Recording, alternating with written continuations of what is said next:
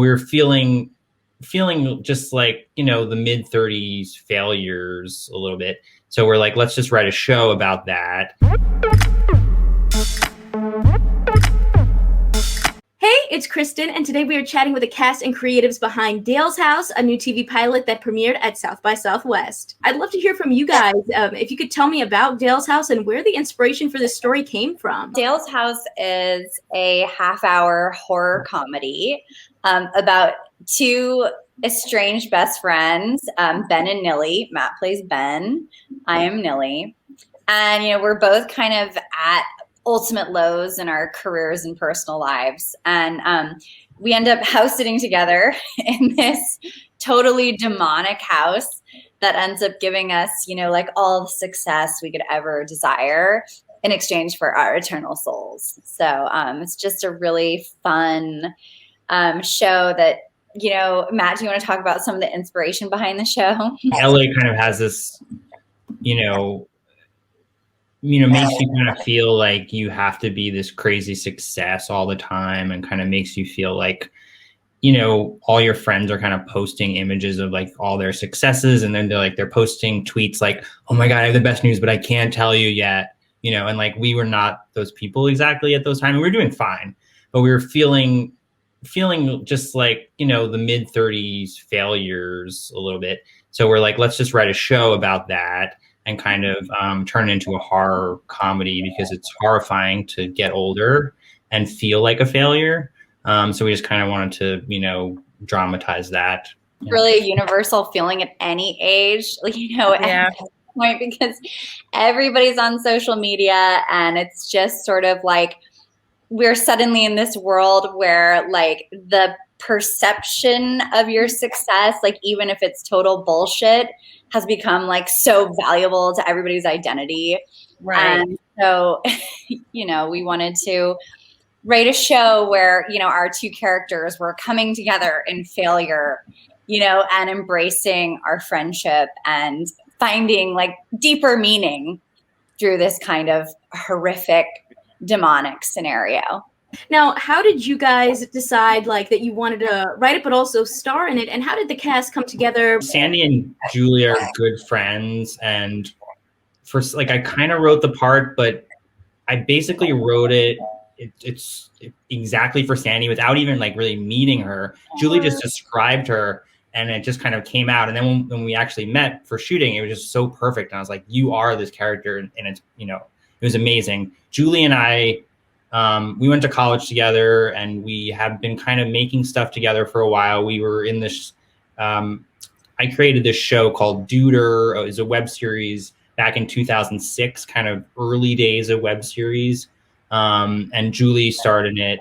And we just, I never act really in anything except for stuff I write, because I can't really act. Sandy and I met at the Groundlings, and she is just such like a powerhouse, like insanely phenomenal actress, and like literally anybody who's ever met Sandy's like, Sandy's amazing. And I'm like, yes, I know. And so Sandy had been telling me, she's like, everybody's asking me to do their web series for free. Like, what the hell? And then they never give me their, my scenes, and I never see the damn thing. And I was like, speaking of, will you do my web series? But she's a good friend, and she said yes.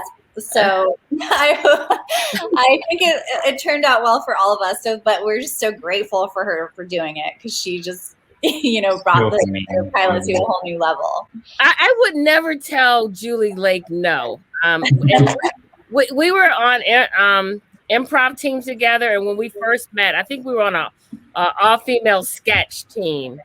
I think we met through an all-female sketch team, and it's just like some people you have instant chemistry with. We had great chemistry, but I also had a profound respect for her as a person, as an artist, as an actor. So it just clicked when I didn't realize that when she's asking me that, but that does happen a lot, and I'm glad that it happens. But if Julie or Matt, if they would ever ask me, I would never say no. So know that. I forgot to mention that Sandy was on the wire. Like, he is like, yeah, I mean, that should have been the first thing I mentioned. But yeah, Sandy's amazing. So. Yeah, but we're doing comedy now. So, you know, this is a show about people that are in a demonic house that's granting them all these wishes, you know, giving them all the success. If you guys, you know, could make a wish in exchange for your soul, what would you wish for? Love. I constantly say it every day. I mean, I want to be coined the love goddess. I just want to have the power to make people love themselves and love each other. I'm just on that love train. So you are on Earth, this like total love goddess, and then Satan drags you down to hell where you have to be tormented for the rest of your life. and if Satan is fine, I mean, hey, it's gonna be some hot, torrid love down in there. Yeah, I mean, I'm too conservative. Like, I would never sell my soul because I don't even like gambling at all. Like, I do slot machines, but like, say I did, I feel like I would sell my soul for like more souls. I feel like that would I'd look for like a loophole and just like try to get like more souls and then give them out to people. I don't know. But I mean, yeah, I would never mess with any kind of magic. It's just like it would backfire. If I'm honest, I probably, you know, would sell my soul for like the ultimate career success, you know, Academy Awards and to be a famous creator of shows. And I feel like that's something that I'm sort of grappling with, like even in writing this, is just like, what is that like insatiable desire like for success and feeling noticed and feeling important, and like what is that really about? Because like it doesn't actually bring happiness in the way that we think it will, and you get some, but it's never enough. You want more, you know. So so yeah, I mean, I don't know. I guess that would probably be it, but that would be the wrong move, Julie. It's a good point, though. You know, it's one of those things where, like, yes, you could have all the successes and all like the amazing things, but then if you don't have anything to balance that out, then it's like then the best stuff doesn't mean anything anymore because just everything's always perfect. So that like kind of becomes neutrally nothing. But coming from a love perspective, if she has that success, the power to give and share it with other people and to work to make stories that make people laugh, make people, you know, feel good. It's a win-win.